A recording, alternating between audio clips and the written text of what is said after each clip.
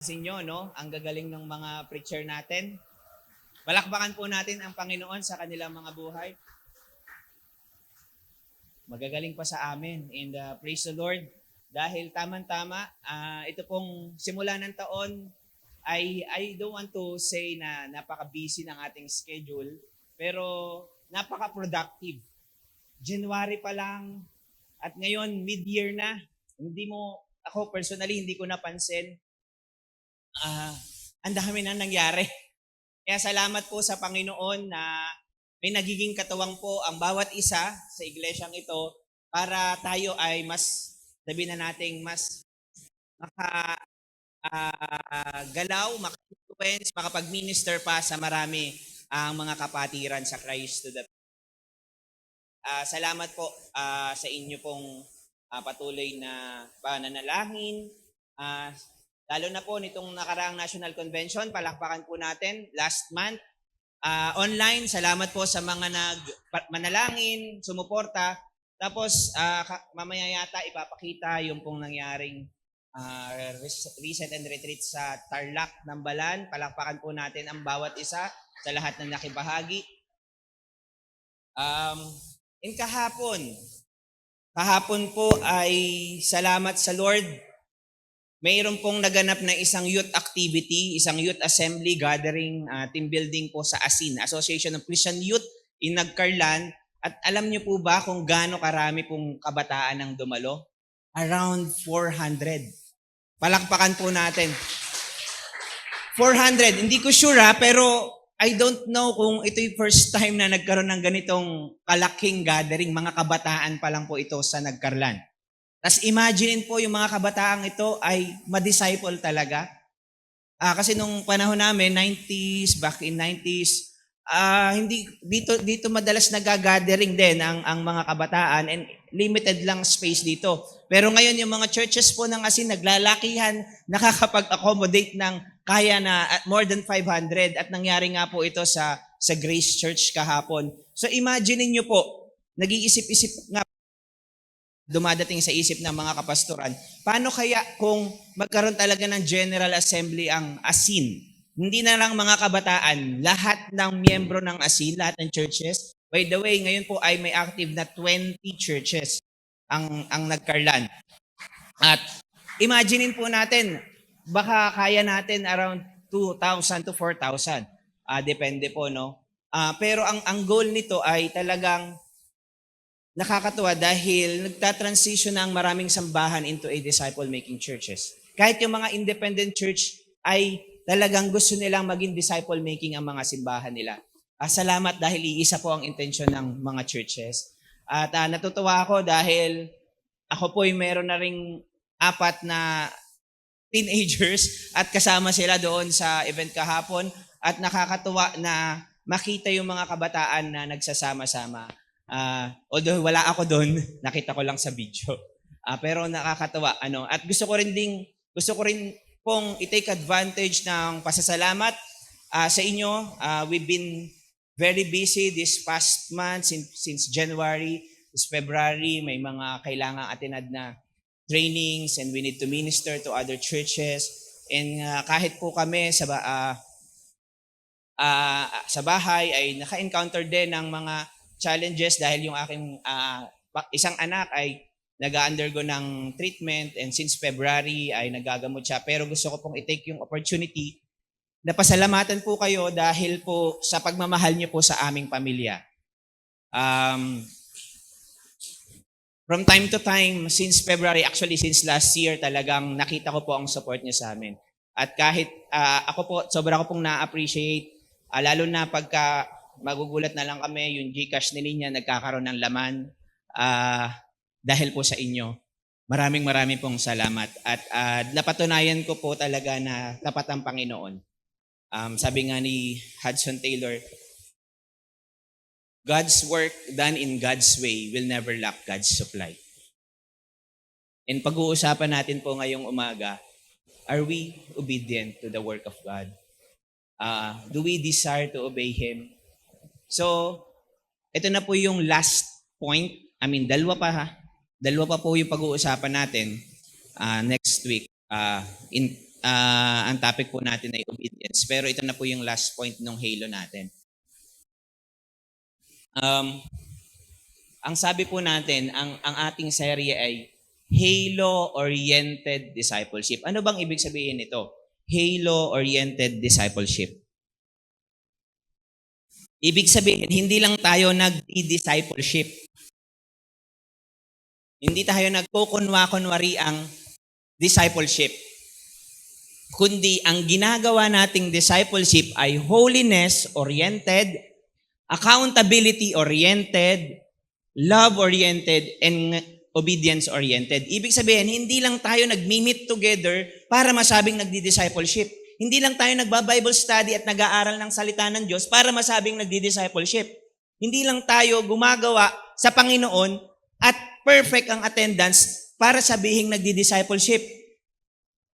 We need to check one another in holiness para masabing nagdi-discipleship tayo. Ngayon ba, kamusta? Nagwa-one-to-one na ba kayo? Nag-check-checkan na ba kayo ng mga issues nyo sa buhay? Or else, hindi pa rin tayo nagdi-discipleship. Nagre-report ba tayo? Are we accountable? Do we give account to someone in this church, to your leaders, to your fellow D group member? Kung hindi pa, hindi tayo nagdi-discipleship. Gumagawa ba kayo ng may pag-ibig? O gumagawa lang? Kung hindi pa tayo nagdi-discipleship. Do we truly obey God's commands? Kung hindi pa tayo nagdi-discipleship. So ito po yung difference natin ngayon. Sasabihin natin, pare-parehas lang naman ang discipleship. Sa mga mega churches, sa lahat. Totoo naman po, pare-parehas lang. Pero sa Christ to the Philippines, meron tayong pinofokusan. Ang focus ng discipleship natin ay halo. Holiness, accountability, love, and obedience. Marami po nasa discipleship, pero hindi lumalago sa halo.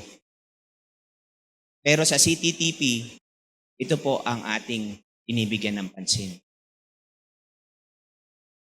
Dahil growth in holiness, accountability, love, and obedience is growth in discipleship. Masasabi lang po natin na nag-grow tayo sa discipleship kung talagang lumalago ang bawat isa sa kabanalan, one-to-one, talagang nalalaman yung mga issues ng bawat isa, the accountability, the love, and obedience. So pag-uusapan natin, salamat po sa mga nakaraang mangangaral patungkol sa holiness, sa accountability, sa love. And ngayon po, pupunta tayo sa obedience. So nanggaling tayo sa love, ano po? Hihingal na agad ako Hindi na yata ako sanay.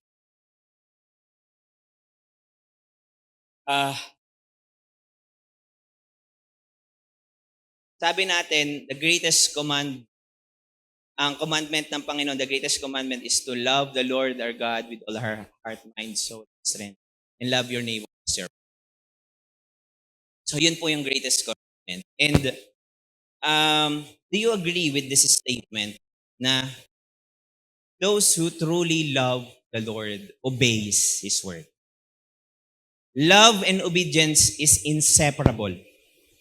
Kumbaga, sabi nga, ang great commandment ay to love the Lord our God, and the great commission is to go and make disciples. So, it's two sides of the same coin. So, the same thing with loving the Lord and obeying the word of God. In John 14 verse 15, it says, sabi ni Jesus, if you love me, keep my commands. If you love me, keep my commands. So ang pag-uusapan natin ngayong umaga, hindi po yung ang obedience ay nakakapagligtas. Hindi po. We cannot be saved by our obedience because no one perfectly obey. So, hindi po tayo masasave.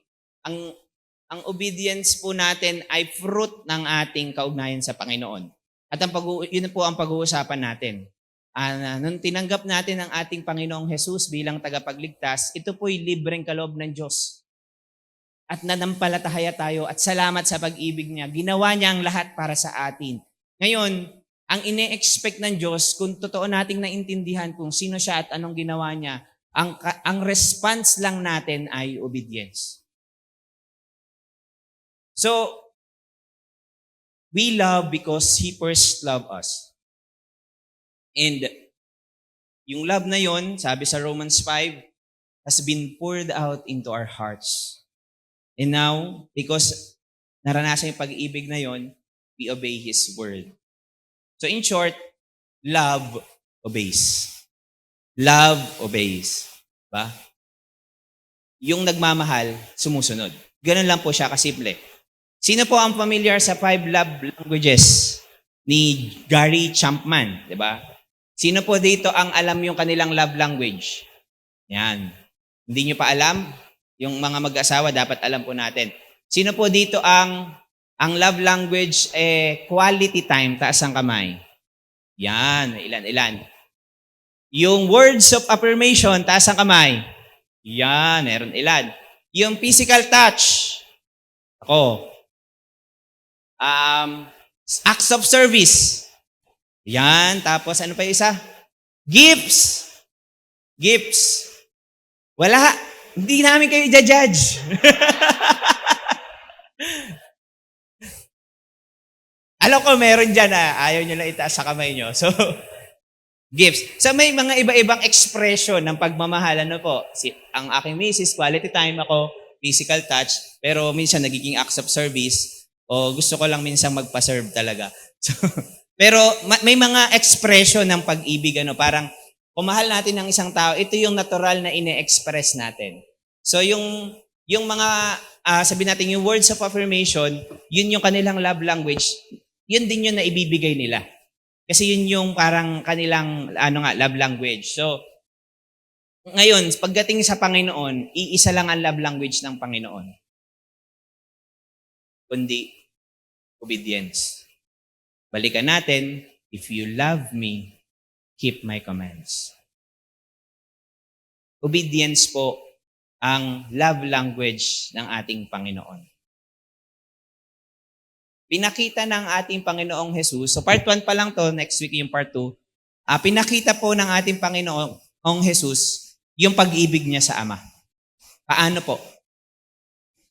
By obeying the Father. Yung obedience po, hindi lang basta obedience. Parang, alam mo yun, nagpa-power trip yung Panginoon. Sumunod kayo.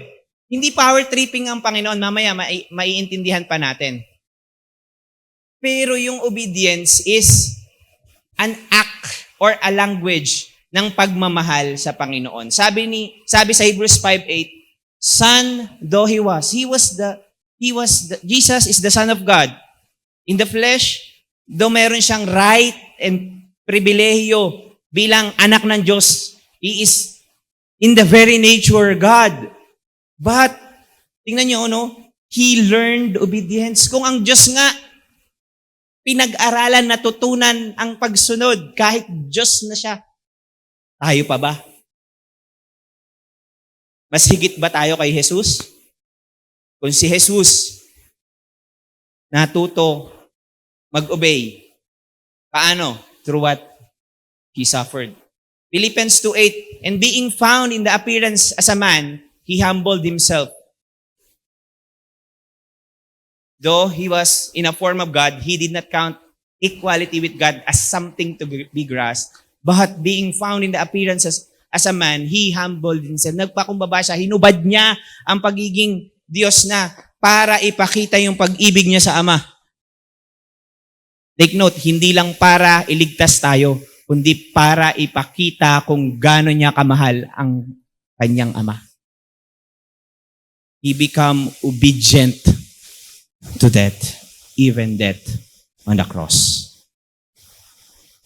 Jesus says, if you love me, keep my commands. Pag sinabing keep, treasure. Parang, angkinin mo, isa puso mo.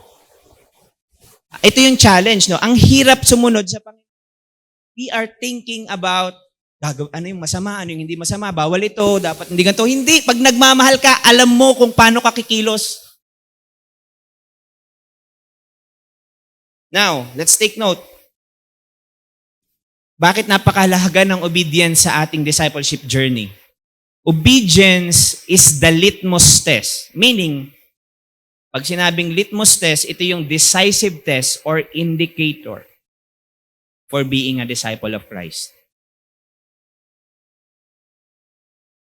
Obedience is the indicator for being a disciple of Christ. If you claim to be a disciple of Christ, if you claim to know God, obedience is a natural response to His love. Sabi sa Titus 1:16, such people claim they know God. Sinasabi nung iba, kilala ko ang Diyos, but they deny Him by the way they live. Ang test po ng ating pagkaugnayan sa Panginoon ay hindi kung paano tayo kadalas tumaas ang kamay at umiyak sa worship at umattend ng mga D-group meetings at umattend ng Sunday service. Ang test is the way we live our lives. May nakakakita man o wala, moment by moment, kamusta ang inyong pamumuhay? Sabi dito, may mga taong sagsasabing kilala nila ang Diyos, pero sabi, they are detestable and disobedient, worthless for doing anything good. Pag sinabi pong detestable, vile, sinful, kasuklam-suklam, karumal-dumal, ganun pala ang disobedient. They are detestable and disobedient.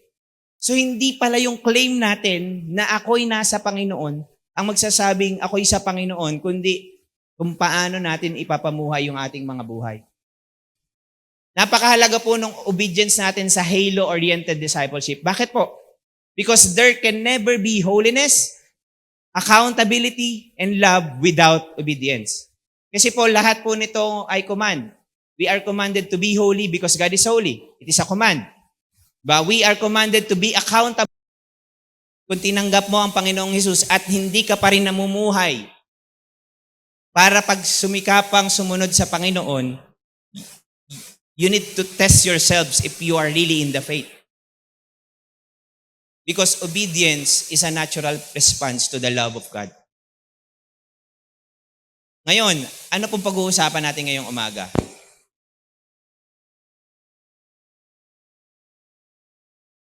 Ano bang mali sa hindi pagsunod? What's so wrong with disobeying God? Bakit siya mali? If someone claims to be a disciple, sinasabi, ako ay may kaugnayan at kilala ko ang Panginoon, and yet lives a disobedient life, at namumuhay pa rin ng taliwas sa gusto ng Panginoon, wala bang, kumbaga, wala sa hulog. Ano po ang mali doon? Bakit napaka-sinful o bakit karumal-dumal ang pag-disobey sa Panginoon? Siguro po pagka tinanong ko kayo, siguro ang una niyong iisipin, kasi mali siya. Diba? Bakit ba mali ang pag-disobey? Kasi mali siya. Kasi kasalanan siya. Bakit nga ba? Bakit napaka-big deal ang disobedience? Ano bang hinahagip natin? Ano bang natatamaan natin? Ano ba talagang ginagawa natin kapag tayo ay nagdi-disobey sa Panginoon? Handa na po ba kayo? Gusto niyong malaman? Kung ano talagang nangyayari o ano talagang ginagawa natin o ano talagang naaapektuhan kapag nagdi-disobey tayo? Ito, bakit siya mali? Kasi una, disobedience defies the authority of God. Pangalawa, disobedience mocks the wisdom of God. And pangatlo, disobedience disregards the love of God. Tagalogin po natin. Ang pagsuway ay sumasalungat sa otoridad ng Diyos.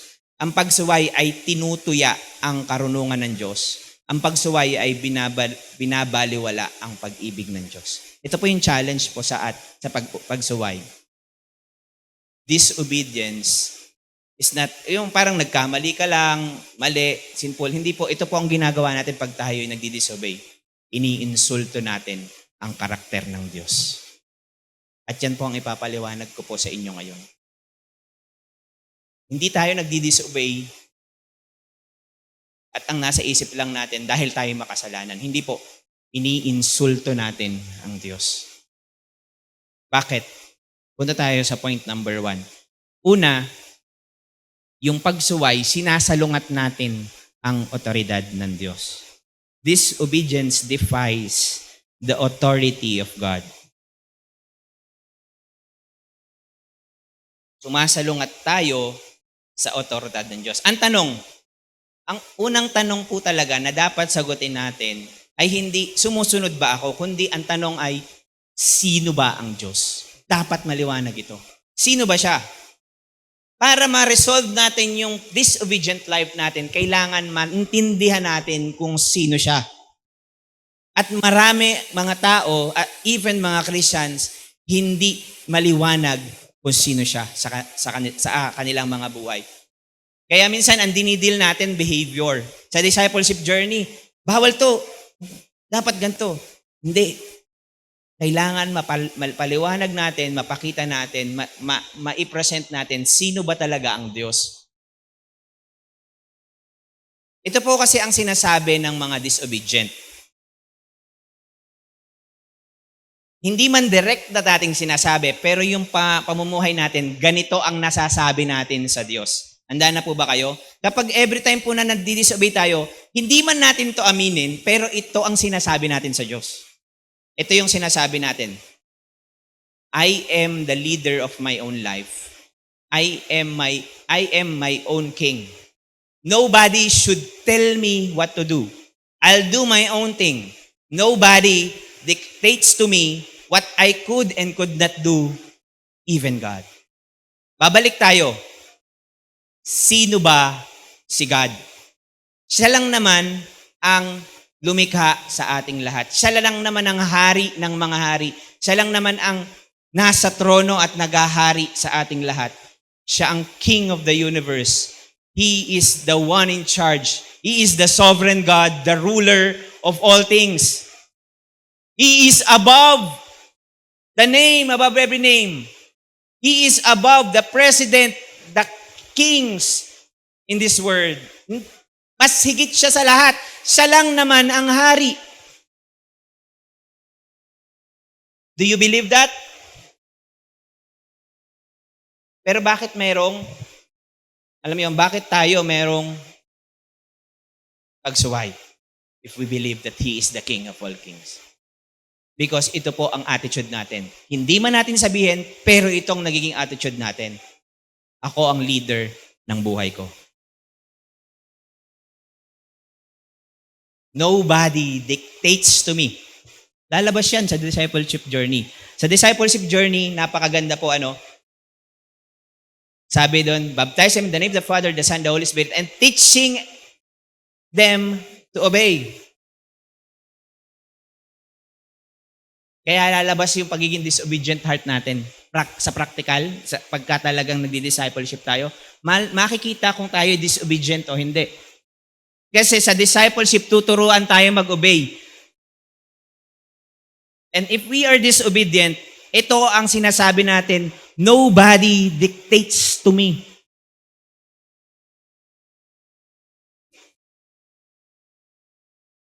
Every time we disobey, ito talaga yung sinasabi natin, kahit hindi nyo tanggapin. Kahit ayaw nating aminin. Ito talaga yung sinasabi natin sa Diyos. Balikan natin, God is the King of all and the ruler of heaven and earth. Siya lang naman ang may authority sa lahat ng bagay.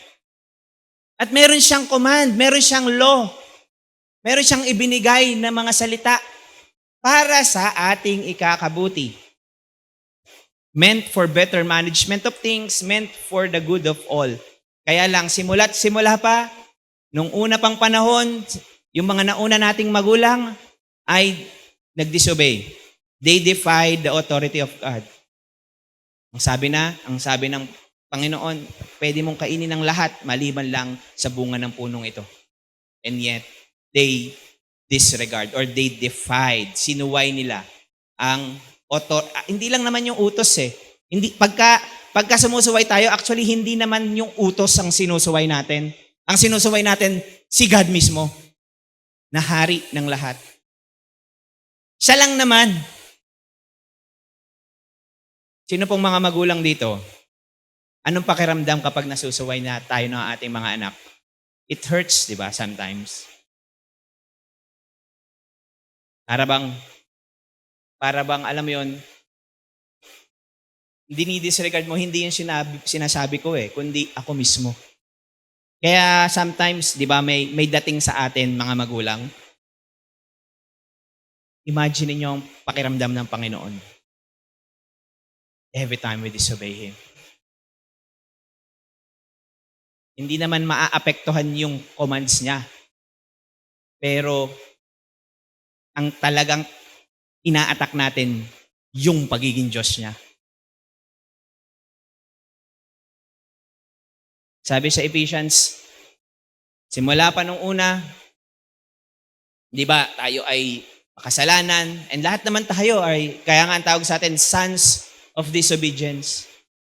Lahat tayo. So disobedience is going against God's word. It is disregarding God's commands.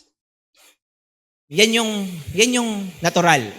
Pagka nag-disobey ako, ang nasa isip ko, sinusuway ko ang utos ng Diyos. Pero laliman pa po natin.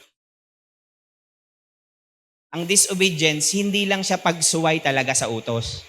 Ang disobedience is rebellion against God Himself.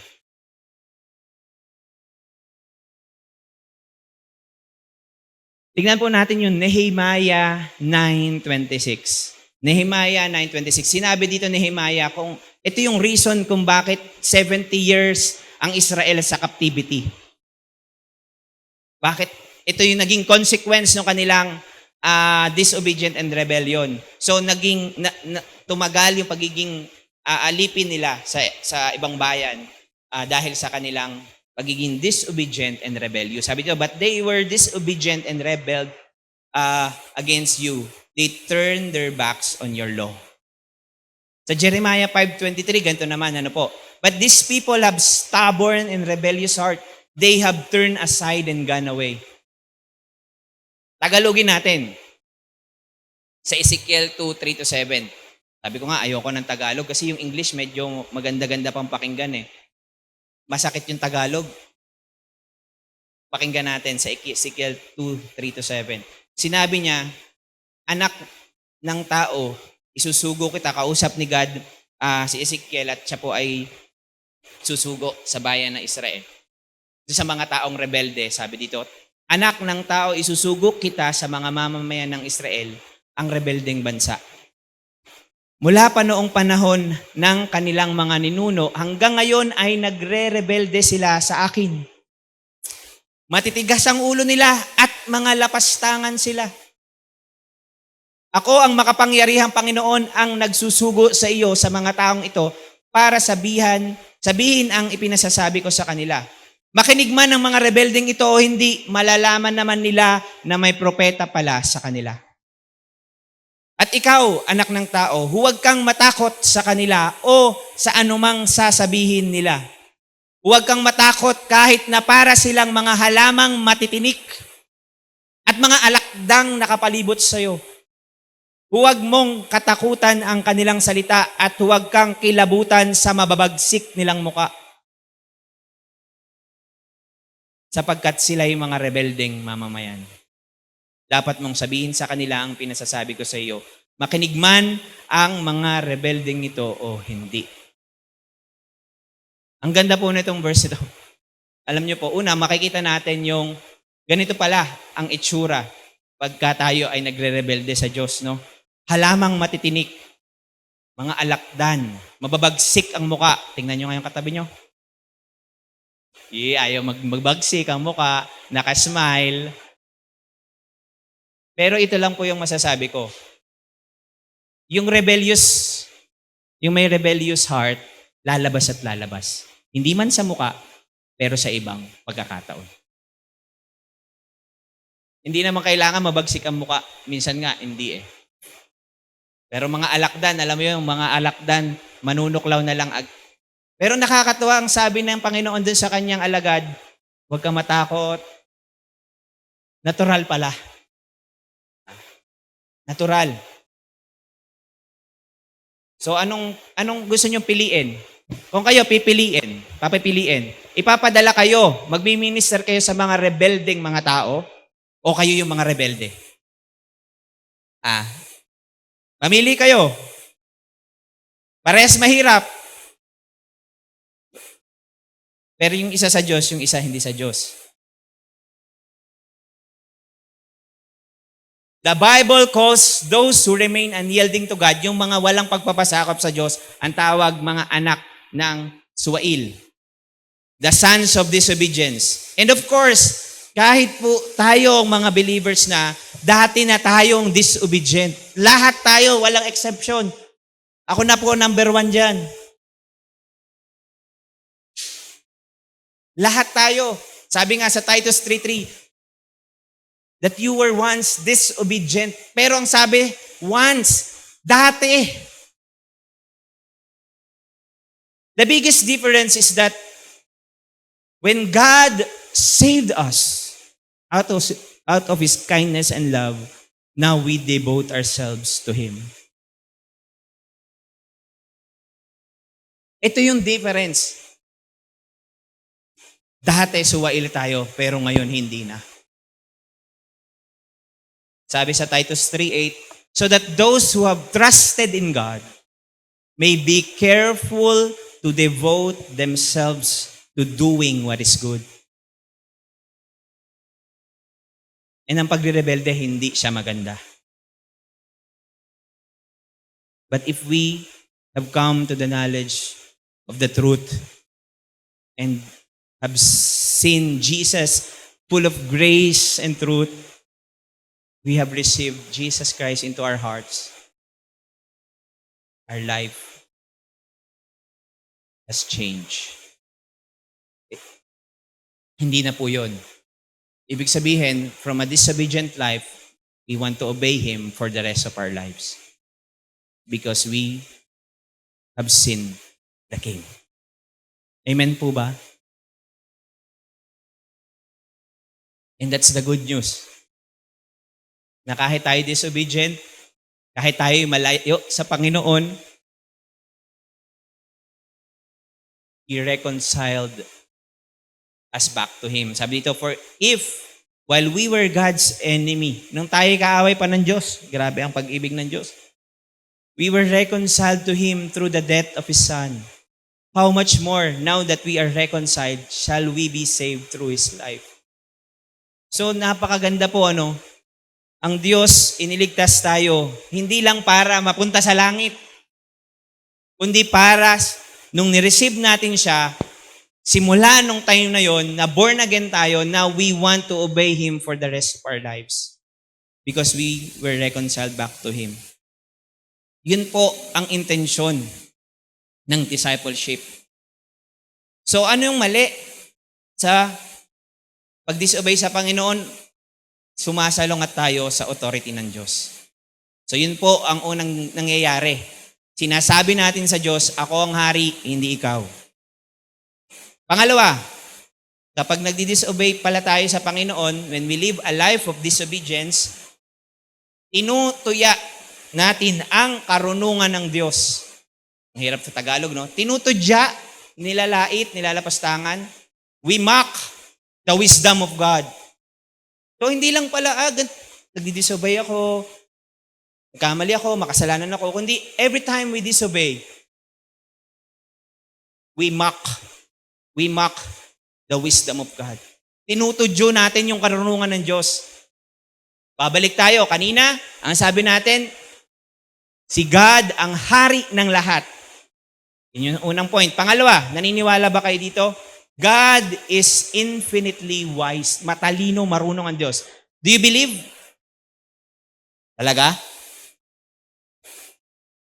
God is all-knowing. Alam niya ang lahat. He is all-wise. Alam niya kung paano i-apply yung batas ng creation sa mundong ito. Meron siyang ginawa niya yung gravity, yung planeta, yung mga symbiosis ng mga creature. Grabe ang talino ng Diyos, no? Bilang niya din ang, sabi ng Bible, ang ating buhok. He knows our heart and mind.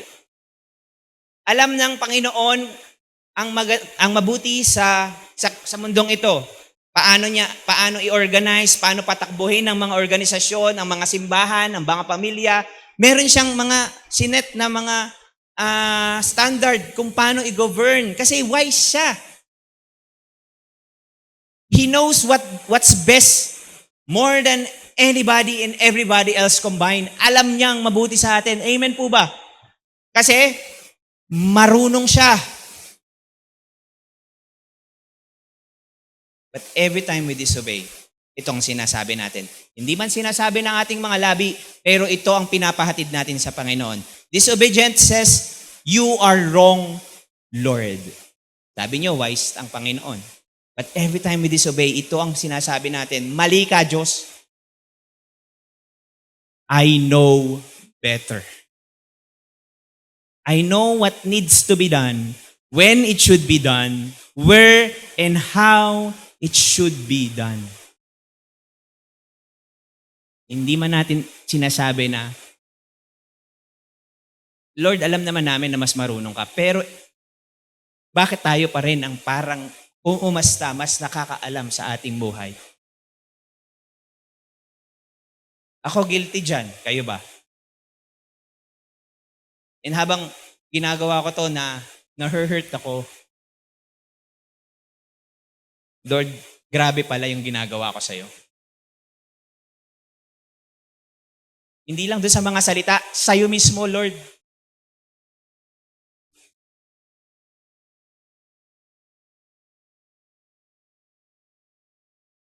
Man can never be wiser than God. And yet we act as if we are wiser than Him in disobedience. Disobedience is a mockery of the wisdom of God. He knows what's best for us. And the Bible warns us not to be wise in our own eyes, because there is sorrow and judgment that awaits for those who are. May consequence po ang disobedience.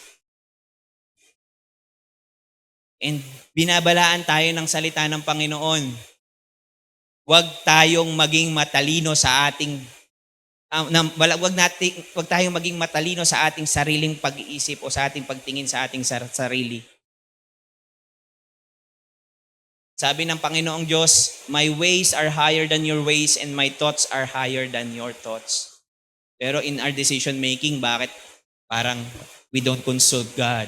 We don't consult our leaders. We don't consult someone na may authority sa ating mga buhay. We act as if we know better. Ito po ang katotohanan. At sasabihin ko po sa inyo, hindi po natin kayang i-break ang law ni God. I mean, we are disobedient of course. Pero ang law niya, law pa rin niya yun. Hindi mo kayang i-break yun eh. I mean, it will stand. Kahit anong gawin mo, i-break mo man siya, hindi, sumunod ka man doon o hindi, the word of the Lord is the word of the Lord. Ito po ang nangyayari every time we disobey. We only break ourselves in it. It has consequences. Disobedience destroys us. And it is not wise to disobey. Minsan may magsasabi, bakit ganun kung kailan ko naman gusto nang sumunod sa Panginoon? Bakit pinapahirapan ako ngayon? Bakit ang tingin mo ba pag sumunod ka sa Panginoon, aalisin ng Diyos yung mga bagay na ginawa mong mali in the past? Parang okay na yun. Oo, papatawarin tayo ng Diyos. Pero ulitin ko po, may consequence ang disobedience. Hindi tayo makakalusot doon. Minsan akala natin, Lord, ipapasa Diyos ko na. Lord, nasanay po akong mangutang. Ang dami kong utang. Ngayon, papapasukin na kita sa buhay ko. Lord, alam ko, gagawa ka ng paraan. Patawarin niyo po ako sa aking mga maling ginawa before. Papatawarin ka ng Diyos, bago ka nang nilalang, ikay may kaugnayan na sa Diyos, pero hindi babayaran ng Diyos ang utang mo. Bayaran mo siya. Tama po ba? Itatama mo siya, hindi mo aalisin yung consequence. Kailangan nating ayusin. Gusto natin, easy fix. Hindi ganun ang Panginoon. Nagkakamali tayo. Kung may mali tayong mga desisyon in the past, pwede nating ihingi ng tawad, magsimula ng bago, pero harapin nyo ang consequences ng inyong actions. At tapat ang Diyos, iaayos niya po yan. Pero wag niyong isipin na hindi kayo magre-reap. Law ng nature yan, what you sow, you reap. So ngayon pa lang, let's be wise sa pagdidesisyon. Sinong mapapangasawa? Saan magtatrabaho? Sinong magiging kaibigan? Let's be wise. Or else, you will break yourselves in it. Lalo mo lang sisirain ang iyong sarili. At yung command ng Lord, para sa atin yan, hindi siya KJ. Amen ba? Yung mga leader, pag ginagabayan tayo niyan, hindi sila KJ. Ang nakakalungkot kasi, we know you will only break yourselves into it, and yet, you choose to disobey. And it hurts to see people na patuloy na namumuhay as this disobedient child of God. So balik lang.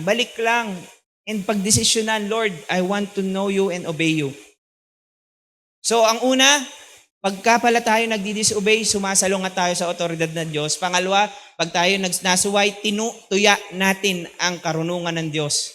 At pangatlo, kapag sumusuway pala tayo, binabaliwala natin ang pag-ibig ng Diyos. Disobedience disregards the love of God. Do you agree that God is love? Kanina, sinabi natin, God is King. Pangalawa, God is all-wise. And pangatlo, God is love. And hindi lang siya love, He loves us.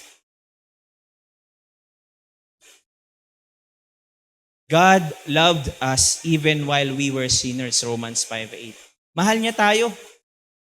Noon pa man, pinlanon na niya kung paano tayo ililigtas. Kita na niya ang mga kasalanan ng gagawin mo, pero pinili na ng Diyos at pinlanon na niya na ipadala ang kaisa-isa niyang anak para magkaroon tayo ng kaligtasan. Hindi ba napaka-loving ng Panginoon? Gusto niya that everyone should come to repentance. And yung grace ng Panginoon, ino-offer niya sa lahat at yung kapatawaran. Paano to pinakita ng ating Panginoong Diyos, lalo na ng ating Panginoong Jesus? Si Jesus po, nung bumaba siya dito, kilala siya bilang kaibigan ng makakasalanan. Sino dito makasalanan? Taas ang kamay.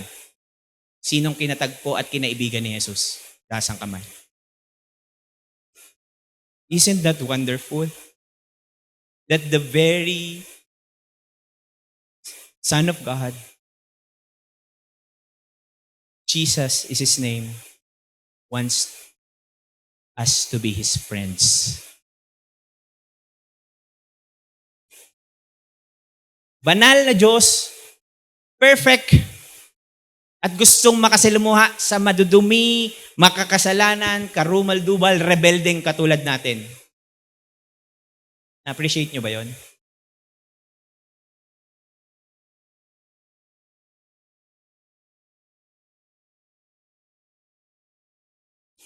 Nape-persecute nga si Jesus dahil dito eh. Imagine niyo, si Jesus, nakikita siya ng mga religious people, tapos nakikisalamuha siya sa mga makakasalan, tax collector, prostitute. Pero hindi yun ininda ni Jesus. Grabe siya, no? Umabot siya sa atin. Hello? Inabot niya kayo. Inabot niya tayo nung tayo mga immoral pa. Inabot niya tayo nung tayo mga rebelde pa. Inabot niya tayo nung tayo suwail pa. Hello? And then, yun na yun. Inabot niya yung mga katulad natin. Mga makasalanan. Anong response niyo dun sa pag-abot ng Diyos sa atin? Papa Kels. Hello, si Jesus yon, anak ng Diyos. Perfect, banal, napako sa krus para sa'yo.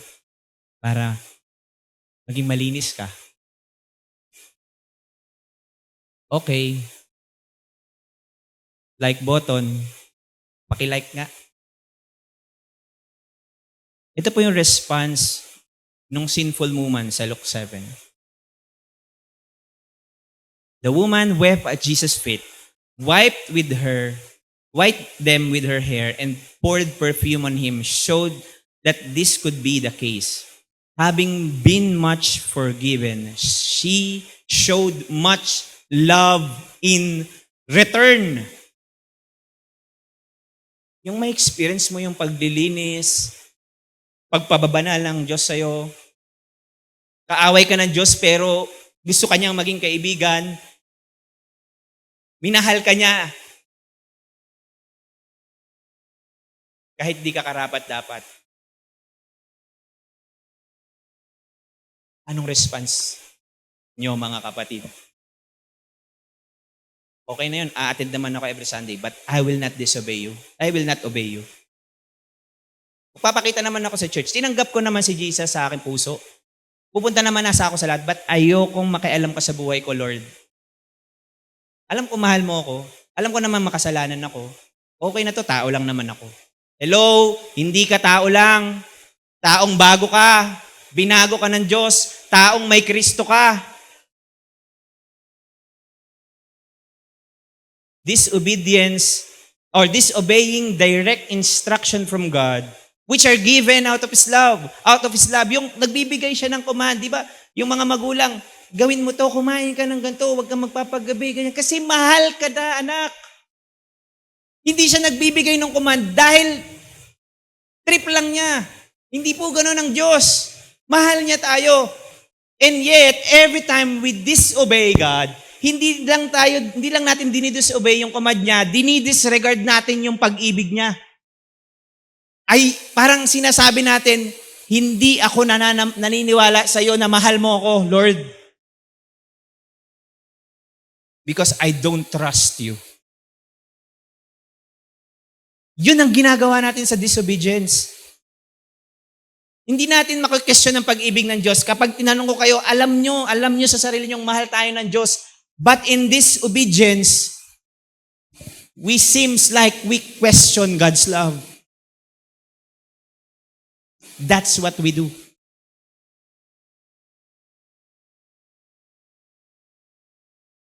Disobedience disregard the grace, mercy, goodness, and kindness that is made available for us every day. All of which stem from God's love. Lahat po ng para sa atin, iniahalok na ng Panginoon. So every time pala na we disobey, ayoko ng grace mo, ayoko ng mercy mo, ayoko ng goodness mo. I don't appreciate it at all, Lord.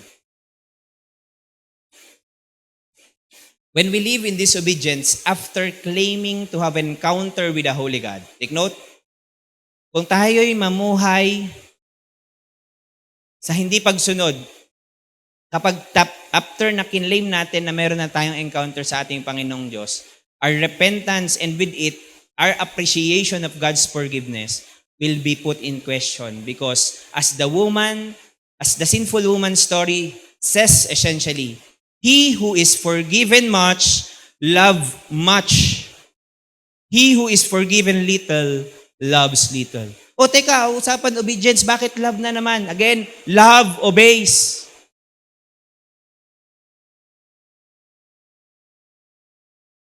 So what's so wrong with disobeying God? Disobedience defies the authority of God. Hindi lang natin hindi lang natin sinusuway yung kautosan ng Diyos, sinasabi natin sa Diyos, ako ang hari, hindi ikaw. Pangalawa, hindi lang natin dinidisobey yung salita ng Diyos, sinasabi natin, tinutuya natin ang karunungan ng Diyos. Mas marunong ako sa iyo, Lord. Hindi ikaw ang mas marunong. At every time we disobey, we say we disregard. Binabalewala natin ang pag-ibig ng Diyos. Ang pagsuway ay sumasalungat sa otoridad ng Diyos, ang pagsuway ay tinutuya ang karunungan ng Diyos, at ang pagsuway ay binabalewala ang pag-ibig ng Diyos. Challenge. Anong resolve natin? Anong resolve natin? Ako, susunod na ako. Nakakatakot. Baka naman magalit ang Diyos, susunod na ako. Baka kasi kailangan ko ipakita na ako'y Kristiyano at disciple, susunod ako. Ganon ba ang resolve natin? Babalik ako sa tanong na, sino bang Diyos? At sino siya sa'yo? Ito ang pinakamahalagang tanong in relation to obedience.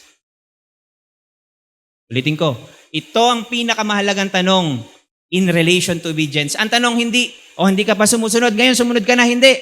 Ang tanong, sino bang Diyos at sino siya sa'yo? Gaya na ng ating napag-usapan, God is the King of all. Do you believe? He is an all-wise King. Do you believe? He is loving, all-wise King. Do you believe? Now, disobedience is an insult to the very nature and character of God. Ito talaga yung ginagawa natin kapag tayo nagdi-disobey. Inuunsulto natin ang katangian at karakter ng Diyos. Kasi balikan natin, sabi nyo, He is the King of all. Hindi lang siya King of all, He is all-wise King. At hindi lang siya all-wise, He is a loving King. Oh, how great is our God. How awesome and wonderful is the God that we worship. And yet, every time we disobey, we insult God Himself. Insulto po sa Panginoon ang disobedience. That's why in our discipleship journey, ang emphasize natin ay no attendance, pagpaparami, no. We need to have obedience-oriented discipleship.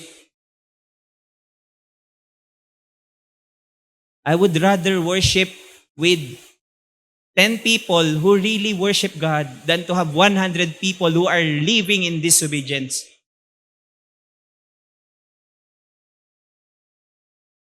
Jesus says in Luke 6:46, "Why do you call me Lord, Lord, and do not do what I say?" Disobedience aims, sa CTTP po, ito po ang aim natin. Transformation, not mere information. Kaya nakahalo tayo. Hindi lang tayo nagkukunwa-kunwari ang discipleship. We must live out yung salita ng Panginoon sa ating mga buhay. Discipleship aims at transformation, not mere information. The measuring stick in discipleship in terms of our relationship with Christ is obedience. That's why the Great Commission tells us, teach them to obey.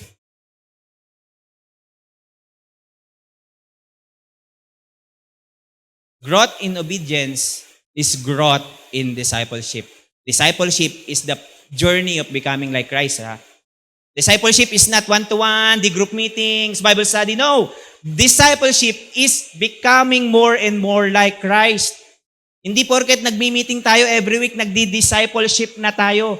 Are we growing in obedience to the word of Christ? Sabi ni Jewel, we are no better than our obedience. Measure your spiritual experience and your ministry.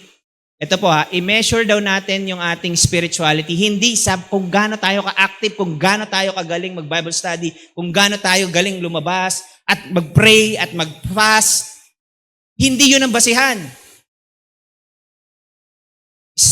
Measure your spiritual experience and your ministry by the immediacy. Meaning, kung gaano ka kabilis umoo sa Panginoon, yung joyfulness, yung hindi compliance, hindi complaining. Naalala nyo? With the immediacy and the joyfulness and the totality of your obedience to the whole will of God in the every detail of your daily life.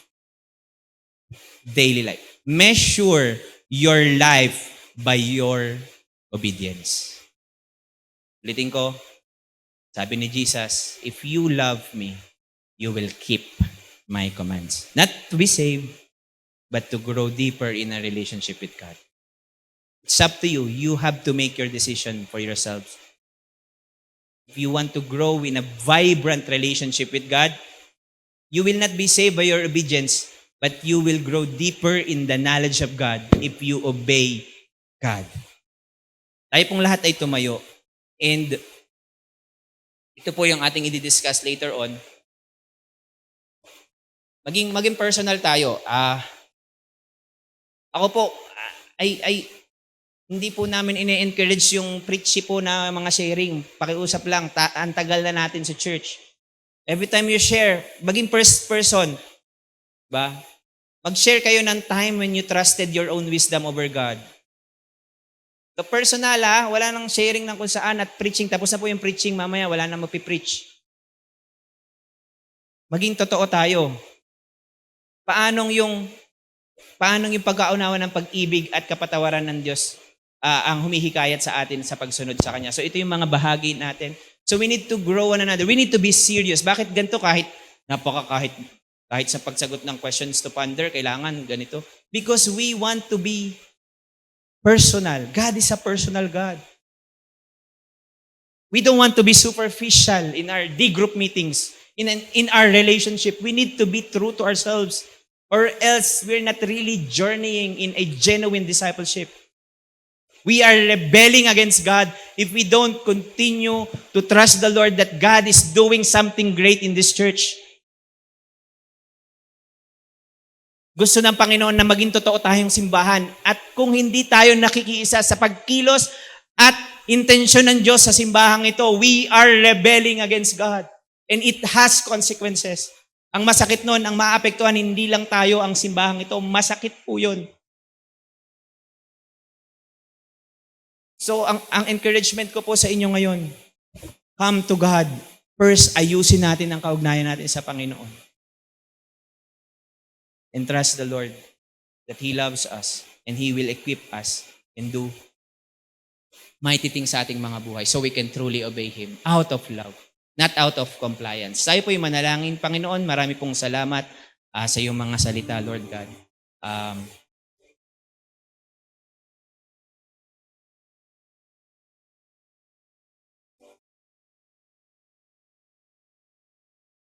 We were once your enemies.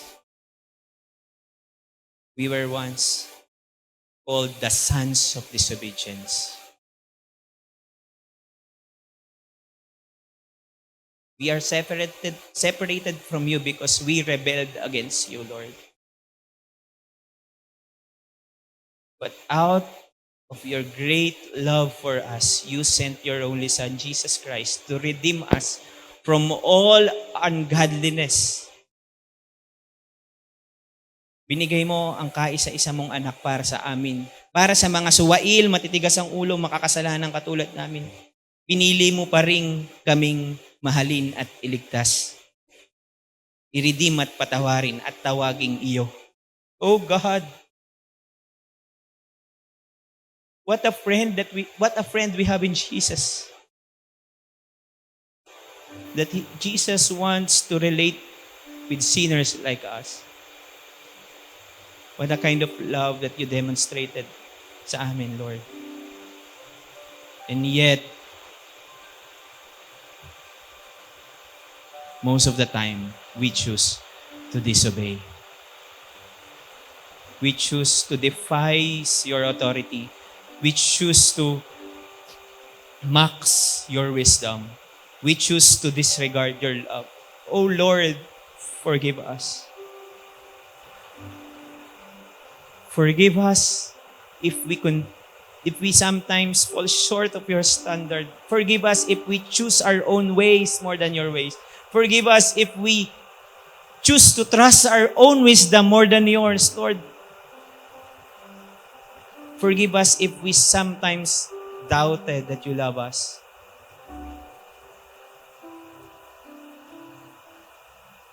We want to follow you, but in disobedience, Lord, hindi lang pala kami nag-disobey, iniinsulto ka pala namin. And Lord, kahabagan mo po kami, Panginoon. Patawarin niyo po kami. Alam ko, Panginoon, na ang gusto mo lang ay yung mabuti para sa amin. Mahal mo kami at lahat gagawin mo para kami lumago sa kaugnayan sa iyo. Pero meron kaming part. We need to make this decision to daily choose to obey you with the inspiration of the Holy Spirit in us. And Lord, you have granted us all things that pertains to life and godliness. Ibinigay mo na ang lahat sa amin. Wala na po kaming rason para hindi sumunod. Binigay mo na ang aming Panginoong Jesus. Binigay mo na ang Espiritu ng Diyos sa amin. What else can we ask for?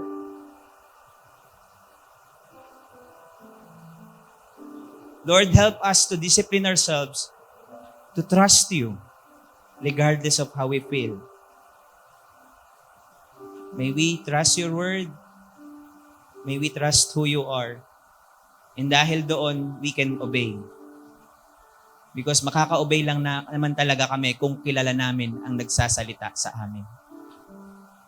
And we know, Lord, that you are all-wise King, a loving, all-wise King, and we trust that. We trust that, Lord God. Kaya salamat, Panginoon. Muli, kinukomit namin ang aming buhay sa iyo. From now on, you know our hearts. We may fall short, but Lord, we trust you. We will obey you, and we want to obey you for the rest of our lives. Help us, God. We cannot do it without you, but you promise that you will be with us, and you will equip us, and hindi mo kami iiwan. And we trust that, Lord God. Salamat, Panginoon. Salamat sa iyong mga salita. Salamat sa iyong patuloy na pangungusap sa bawat isa sa amin. At kami nga po bilang isang iglesia ay lumakad nga, Panginoon, bilang mga disciple mo. Hindi lang basta disciple, kundi disciple na lumalago sa kabanalan. May accountability sa iyo at sa bawat isa. Merong pag-ibig at panghuli, merong pagsunod sa iyo.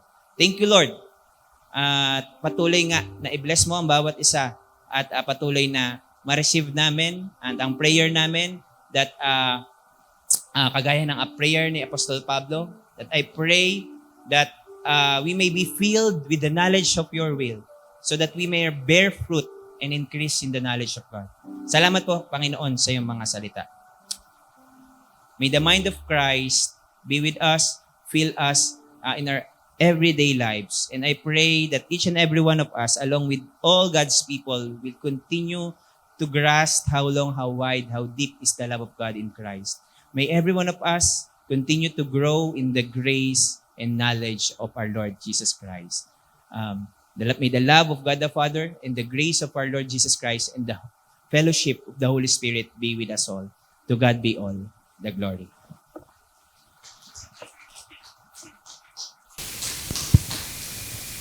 Ayan po. Patuloy po tayong tumayo and grabe po pala yung disobedience, no? Nabigyan na naman tayo ng yung bigat ng disobedience. Hindi lang pala yung word ni God yung nadi-disobey natin, but yung authority ni God, yung wisdom ni God, and yung love ni God para sa atin. So, minsan naisip ko personally sa akin po, in relation dito sa songs na kakantayin natin, kailan ba yung time na nag-disobey ako kay God? Personally po sa akin, yun yung time na pagka hindi ako naka-abide sa Panginoon. Pinipili kong mag-detach sa Kanya. Yun yung time na nag-fall short ako sa Panginoon. So ngayon, this morning po, can we just really ask God today to to really abide through this song, maging personal sa atin tong song na to God. Sige po. Let's continue to seek Him through this song. Let's continue to worship Him. Let's continue to find Him